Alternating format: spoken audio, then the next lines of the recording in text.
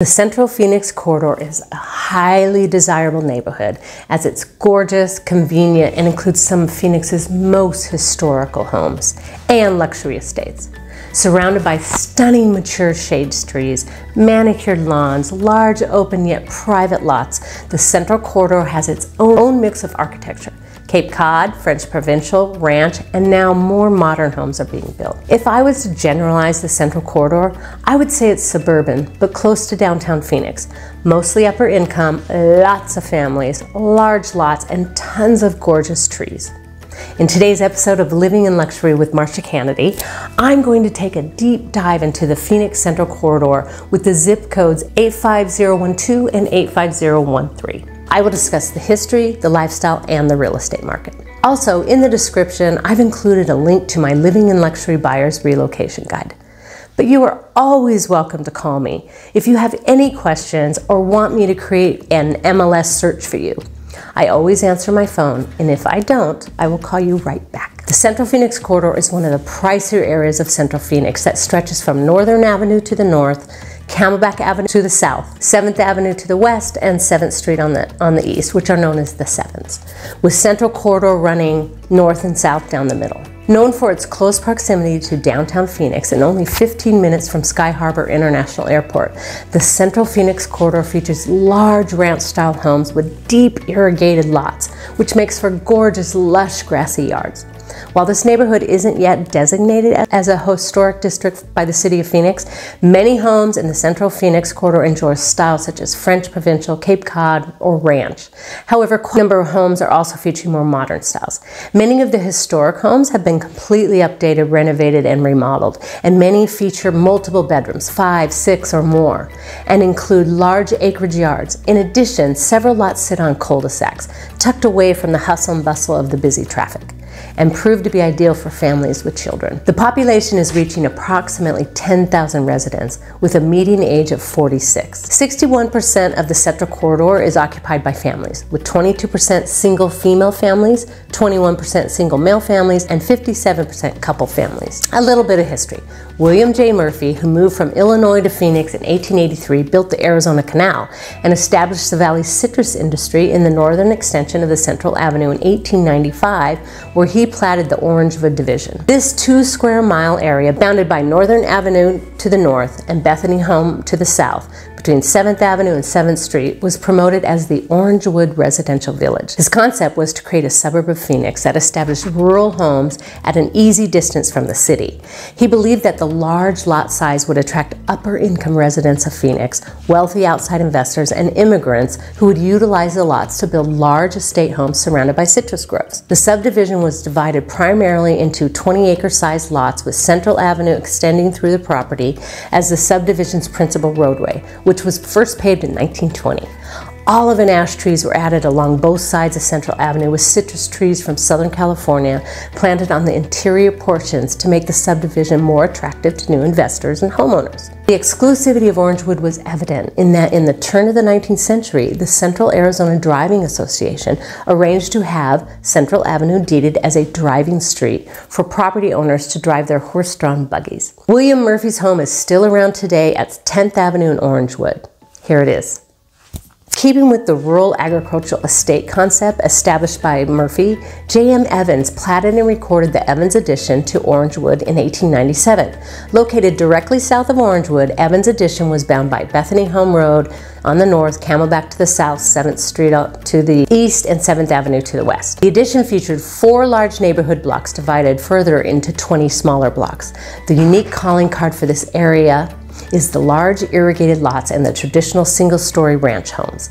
This combination is prevalent in the majority of neighborhoods throughout the Central corridor. As you look at homes for sale in Central, you will notice a large majority were built in the 1950s. The brick exterior finish is very common to these homes. Although the brick ranch homes are surely the most well-known style, many other styles of homes do exist. As of late, many renovations and new micro-divisions have offered Mediterranean and even contemporary-styled homes. Homes for sale on Central can demand the greatest value, and it's easy to see why. The large majority of homes, with few exceptions, are in the popular Madison School District, which makes it a great landing spot for families with children.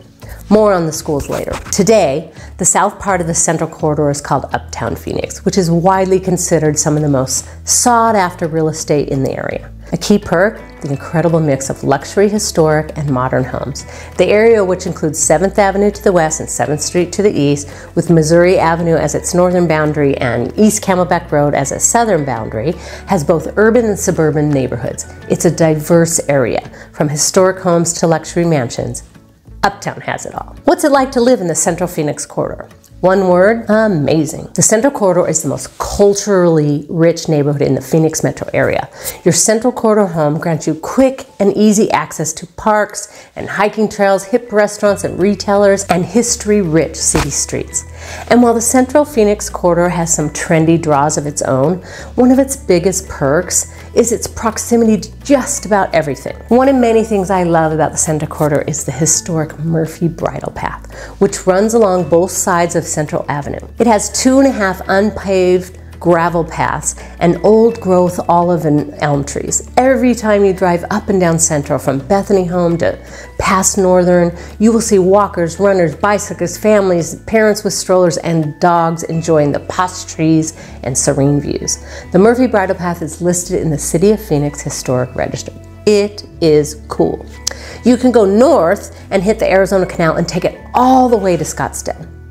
The Uptown Farmers Market is a food-based farmers market and a nice gathering place dedicated to inspiring and educating home cooks through Arizona local produce, handmade goods, and handcrafted goods. It has nearly 200 local Arizona producers. It's open Saturday mornings at North Phoenix Baptist Church at the corner of Central Avenue and Bethany Home.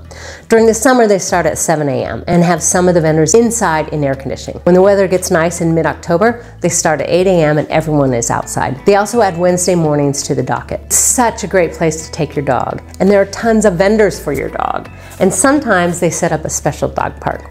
You can get yummy coffee, breakfast, tons of good produce, and things that you don't see anywhere else. It's a nice atmosphere and a pleasant, fun place to go on Saturday morning. In Central, the restaurants are great. From Mexican to Mediterranean, Italian to American. The Central Corridor features just about everything an adventurous eater could ask for. For simple, healthy eats, try Flower Child, a restaurant known for their scratch-made, farm-fresh dishes, or Joyride, an authentic, trendy Mexican restaurant known for their margaritas that are to die for. Living near popular, locally owned restaurants such as Postino Central, Windsor, Federal Pizza, and Joyride, along with the best ice cream ever at Churn Central, is amazing. It's great to watch multiple families walking or riding their bikes to Postino's or Uptown Plaza, to go to AJ's on the weekend for breakfast burritos, or to Chula Seafood for the best salmon ever. There are 3 AJ's Fine Foods in Phoenix. One is here at Central and Camelback Road, one's at 44th Street and Camelback in the Arcadia neighborhood of Phoenix, and one is at Lincoln Drive and Scottsdale Road in Paradise Valley. AJ's concept was created in 1985 with a mission to bring an upscale gourmet market to the valley. The highlight of the AJ's experience lies beyond the incredible range of unique food items and gourmet products and services available in our market. It is found in the spirit of our culinary experts who are passionate about food and provide world-class service. Uptown Plaza also has Luminati's Italian Food, Ellie's Brunch and Cafe, Huss Brewing Company, Shake Shack, Nectar, Chipotle, Zook's, and the recently mentioned Flower Child. The historic Uptown Plaza Shopping Center also offers a mix of big-name retailers and more local artisanal brands. Get the boutique experience at Muse Apparel or visit home and furniture staples like West Elm. What about the schools? There are over 50 public, private, and charter schools that families can choose from. Arizona's school district must accept all children who live in their boundaries, but Arizona is an open enrollment state, which means parents can enroll their children in schools outside of their home school and home district boundaries, space permitting. This applies to charter school enrollment also. Public elementary and middle schools include the Madison School District, which has the most involved parents you have ever met. Each school has their own signature program. Madison Simus Elementary and Madison Meadows Middle School are both A+ schools and are international baccalaureate world schools. Every student is encouraged to broaden their knowledge while learning about not just what is around them, but about the entire world. Madison Heights Elementary offers the REACH program, where students generally work 2 grade levels ahead in subject areas and explore in greater depth subjects that are socially and emotionally appropriate. And they have a 50-50 Spanish immersion program where half the academic content is learned in Spanish. Madison #1 Middle School rated A+ is home to a Spanish immersion program for 5th through 8th grade students, as well as the REACH Profoundly Gifted program for middle school. Madison Camelview Elementary and Madison Park Middle School are home to the district's STEAM, Science, Technology, Engineering, Arts, and Math signature program, combining best practice instruction with technology toolsets and action labs for hands-on, minds-on learning activities. Madison Rose Lane Elementary and Madison #1 Middle School are the district's performing arts and visual arts schools. There's also the Basis Charter Schools. They are STEM infused, college preparatory, K through 12 tuition-free curriculum. World-class academic excellence is what drives Basis, and students are challenged to conquer high-level concepts. There are also many private schools, including St. Francis Xavier, All Saints, and Little Big Minds for ages 2 to 5. Public high schools are Central, which is only rated a C school. Camelback and North high schools are B-. They're in the Phoenix Union School District, and Sunny Slope is in the Glendale Union District. But from what I know, most families in the Central Corridor send their kids to private schools such as the Catholic high schools Xavier for girls and Brophy for boys, both rated A+, or St. Mary's Catholic High School rated A-, or the A-rated Valley Lutheran High School. There's lots of choices for schools. Churches. There are so many churches on Central Avenue, including All Saints Episcopal Church, Church on the Rock International, Church of the Nation, Self-Realization Fellowship, North Phoenix Church, where the Farmers Market is held on Saturday and Wednesday mornings, First United Methodist Church, St. Xavier, and Brophy Chapel. Hiking. Piesta Peak is a 5-minute drive away, and Camelback Mountain is a 10-minute drive away. But most people use the Murphy Bridle Path for outdoor exercise. There are so many parades that use Central Avenue as their route. The Veterans Day Parade, Electric Light Parade, Phoenix Pride, Fiesta Bowl, and St. Patrick Day parades. It's fun for families to go to. Let's talk about the Central Corridor real estate market. Although Phoenix Metro's annual median home price has decreased 8%, the Phoenix Central Corridor median annual home price has not dropped, but increased to $980,000. Now, I expect the price to drop over the next few months because the end of the year is our slowest time. However, you can see that since 2014, when we were in a balanced market like we are now, which means that the number of sellers equaled the number of buyers, the annual median price has increased steadily. However, in 2019, it was dropped to $510,000. I think we were headed for a drop in real estate prices, but then the pandemic hit. People had to work from home, and then the crazy happened, and we are at an annual median price of $980,000. The prices are starting to level out. What about appreciation? Homes were appreciating rapidly to the highest point of 31.3%. Now the appreciation rate is decreasing to 24% at the end of October. It's crazy that appreciation is almost 24%. We're currently in a balanced market, so if you look at 2014 again, the last time we were in a balanced market, the appreciation rate was 9.1%. I guess the message here is that the Central Corridor homes hold their value. So if you find your dream home now, you should buy it. Stay in it for at least 5 years, and your home will appreciate, and you will enjoy a fabulous life in the Phoenix Central Corridor. As of November 1st, 2022, only 100 homes have sold, and the next months are the slowest time of year, so sales volume has dropped. The average sales price was 1.3 in 2022. What I want to point out is the days on market. For the homes that have sold in 2022, it's about 38 days on the market.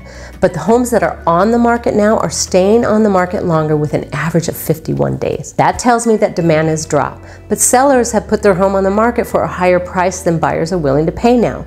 So sellers are learning that they need to negotiate on price, which means it's a good time for buyers to purchase their dream home now. As of November 15th, there are 33 single-family homes on the market, ranging from the lowest price home listed at $642,000 for a 1950s ranch-style 3-bed, 2-bath, 2,200 square feet with an 8,000 square foot lot, to the highest price home at almost $5 million, which is an original 1934 home, is almost 10,000 square feet with 6 bedrooms, 7.5 baths on almost 2 acres. This is a true North Central gated estate.